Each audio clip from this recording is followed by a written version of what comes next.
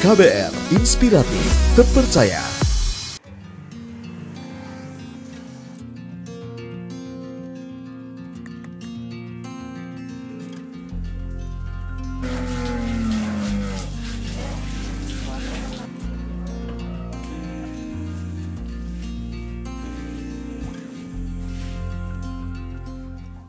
Saya bangun pagi 5:30, membersihkan kandang, terus masukkan biogas, terus memerah susu, terus setor. Kalau satu hari kan 1 liternya 5.000, berarti kalau 20 liter tinggal hitung berapa gitu. Iya, bayarannya 10 hari sekali gitu. Memulai itu 2009. Karena itu gak berbahaya, kalau pakai tabung kan berbahaya, terus ngirit gitu. 1 minggu 2 kali kalau ngisi. Pakai kayu bakar.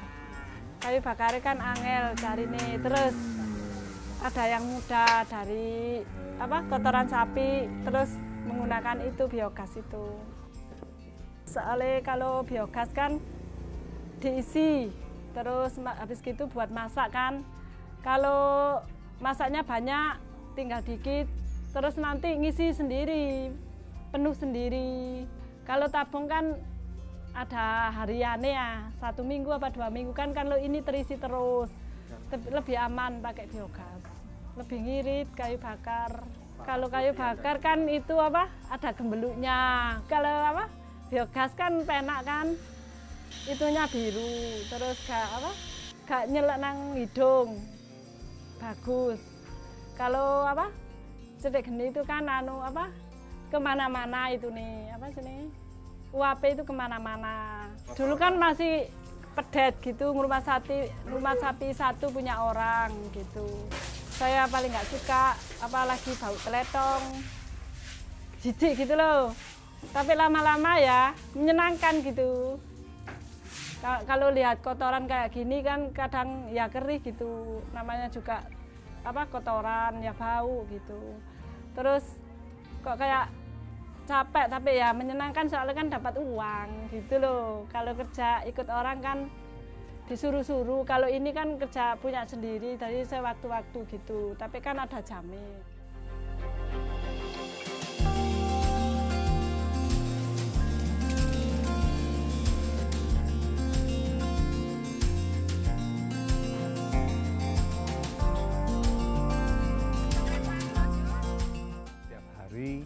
Itu masyarakat untuk memenuhi kebutuhan energinya dan pangannya, mereka sangat tergantung dengan hasil hutan.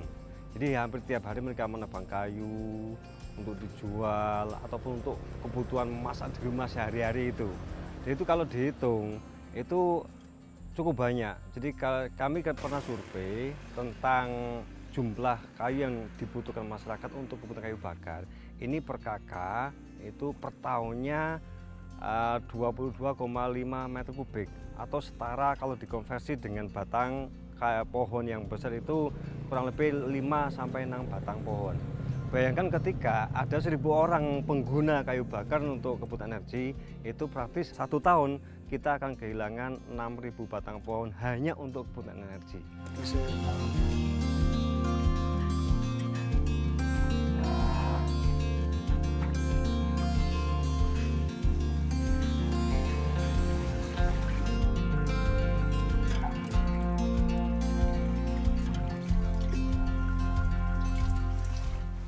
Perbandingan antara dulu dan sekarang, fenomena limbah ternak yang ada di sekitar permukiman ya. Kalau dulu sebelum kita olah menjadi biogas, bukan hanya sungai yang menjadi tempat pembuangan, tapi hampir di pekarangan rumah, di pelataran itu banyak tergenang limbah. Dan itu seringkali memicu terjadinya konflik sosial, konflik antar warga.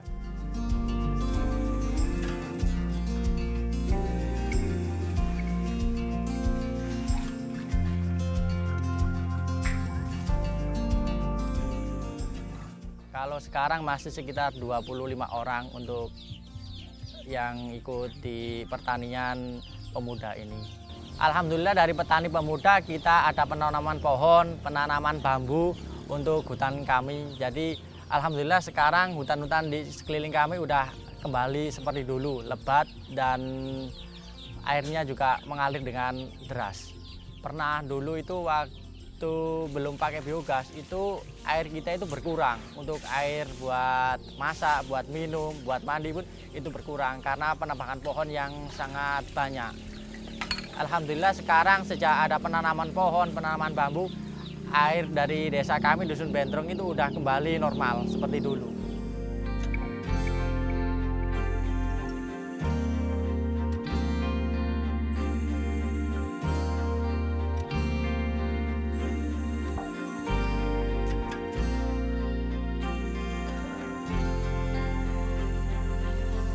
Secara tidak langsung dengan gas metan yang biasanya timbul melepas ke udara yang menjadi pencemar, sekarang dimanfaatkan masyarakat untuk pengganti LPG. Dengan adanya biogas ini semua akan tertangkap semua karena limbah ternaknya langsung dimasukkan di digester. Secara tidak langsung gasnya ini sudah ketangkap semua.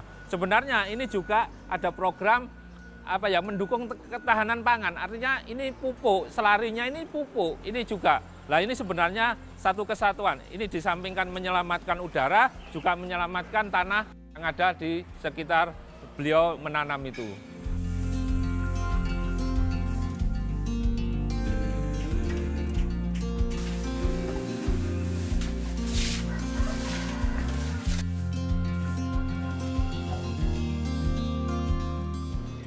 Jadi untuk populasi sapi yang ada di Dusun Argosari, Dusun Bentreng maksudnya, Dusun Bentreng Desa Argosari ini kurang lebih 1.500 ekor. Dari 1.500 ekor itu yang sudah kita kelola dengan melalui unit biogas itu masih sekitar 40%, belum sampai 100%. Gagasan kita adalah kita angan-angan punya bank limbah. Ya, jadi bank limbah itu nanti fungsinya untuk menampung limbah dari masyarakat, kita proses menjadi pupuk organik, dan masyarakat secara nggak langsung ikut investasi di situ.